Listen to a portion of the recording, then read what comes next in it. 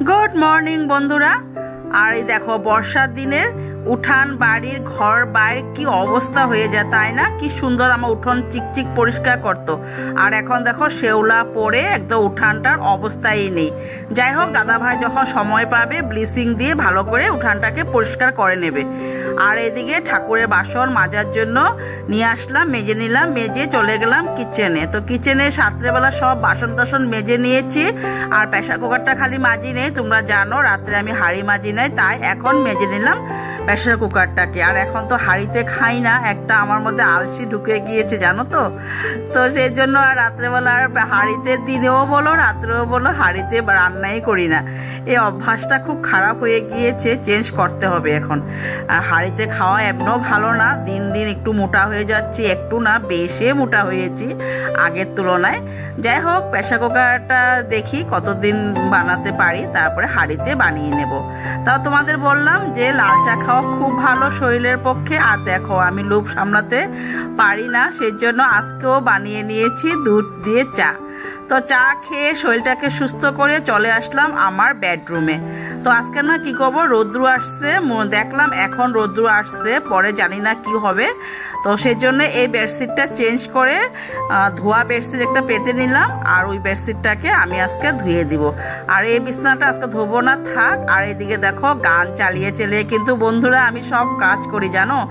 আর এই দেখো সারাদিন কাজ করতে করতে জানো তো বন্ধুরা, এই জলের বোতলগুলোও ভরানোর কেউ থাকে না, বলে না একা করে এক গ্লাস জল দেওয়ারও কেউ থাকে না, তাই না?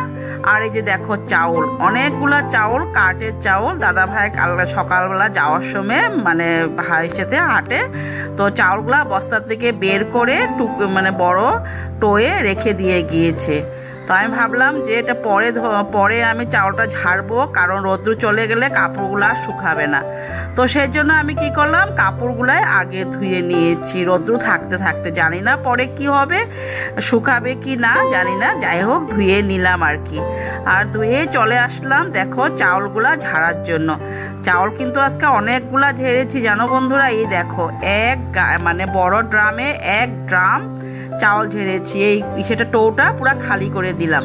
আর চাউল ঝাড়তে ঝাড়তে দেখো তোমাদেরকে বললাম না আমাদের এখানে রৌদ্র, এই দেখো এই এক্ষণে বৃষ্টি চলে আসছে। তাড়াতাড়ি করে কাপড়গুলো আমি নিয়ে আসলাম, নাহলে সব কাপড় ভিজে যাবে, সেই জন্য। তো কাপড়গুলো সব ঘরে এনে দড়িতে বেঁধে দিয়েছি। আর ভীষণ গরম বন্ধুরা, ভীষণ গরম, একটু রৌদ্র মানে নেই, বৃষ্টি দিচ্ছে তাও অনেক গরম। তারপর ভাবলাম যে স্নান করতে যাব, তার আগে আমি প্রেসার কুকারে ডিম দিয়ে দিই, ডিম রান্না করব আর ডাল রান্না করব, আর কি কি রান্না করব সবটাই তোমাদের কাছে শেয়ার করব। তো এখন ব্রেকফাস্ট করে নিই। ব্রেকফাস্টে এখন নিয়ে নিয়েছি দুধ মুড়ি আর চিনি, দুধ মুড়ি চিনি নিয়ে নিয়েছি। ব্রেকফাস্ট করে নেব, করে তারপর আবারও ঘরটা মুছে নেব, ঘর মুছারে কাজ। আর এই দেখো রৌদ্র এখন চলে আসছে মোটামুটি, আর বৃষ্টি চলে গেল। তাহলে চলো ঘরটা মুছে নেই, ঘরটা মুছে তারপর দুপুরে রান্না বাড়া সেটা আলাদা ভিডিও তোমাদেরকে দিয়ে দেব। তাহলে চলো বন্ধুরা, তোমাদের জন্য আমি রোজ তো সুন্দর সুন্দর ভিডিও নিয়ে আসি, তোমরা সুন্দর সুন্দর কমেন্ট করো। তো বাই বাই।